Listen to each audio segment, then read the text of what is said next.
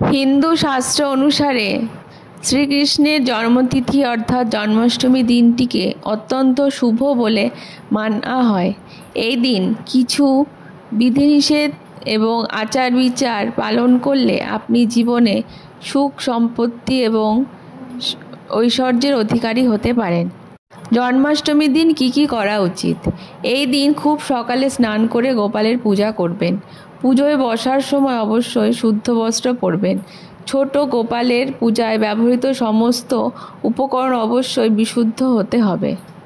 ভগবান কৃষ্ণকে পরিষ্কার করে এবং তার মূর্তিকে পরিষ্কার করে গঙ্গাজল দিয়ে স্নান করান।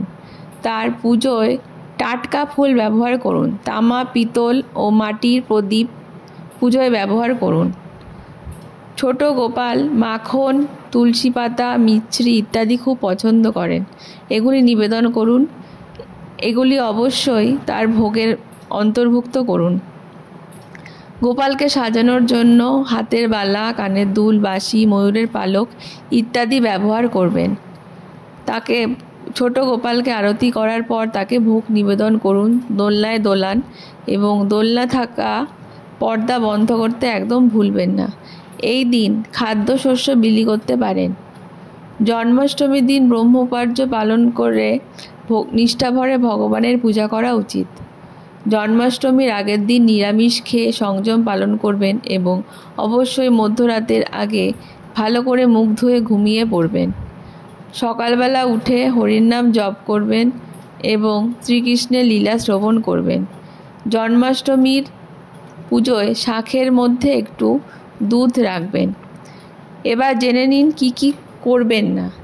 যদি বাড়িতে ছোট গোপাল থাকে তাহলে মাছ, মাংস, মাদক জাতীয় দ্রব্য সেবন, খারাপ আচরণ এবং অধর্মিক কাজকর্ম করা একদম উচিত নয়। জন্মাষ্টমীর দিন ভুলেও তুলসী পাতা ছিঁড়বেন না, তাহলে ভগবান বিষ্ণু খুবই রুষ্ট হবেন এবং এতে আপনার উপর কুপ্রভাব পড়বে। যারা জন্মাষ্টমী ব্রত পালন করবেন না তারা এই দিনে অন্তত ভাত খাবেন না। একাদশী এবং জন্মাষ্টমীতে ভাত ও যবের তৈরি খাওয়া নিষিদ্ধ বলে মনে করা হয়। পেঁয়াজ, আদা, রসুন জাতীয় আমিষ, মাছ, মাংস, অ্যালকোহল একদম বাড়িতে আনবেন না। কৃষ্ণ জন্মাষ্টমীর দিন গরিব দুঃখীকে কিছু দান করলে ভালো হয়। এই দিন কাউকে অসম্মান করা উচিত নয়। এই দিন গাছ কাটা অশুভ, তাই এই দিন গাছ বাড়িতে লাগান, এতে সুখ শান্তি বজায় থাকবে। এই দিন গরুকে কিছু খাবার খেতে দিলে এবং তার পূজা করলে শ্রীকৃষ্ণের আশীর্বাদ লাভ করা যায়। এই দিনে রাত 12টার আগে ব্রত ভঙ্গ করা উচিত নয়। এই ব্রত তার আগে ভেঙে ফেললে পূজার কোনো ফল পাওয়া যায় না এবং ব্রত অসম্পূর্ণ হয়। পুজো শেষ হওয়ার আগে কিছু খাবার গ্রহণ করবেন না।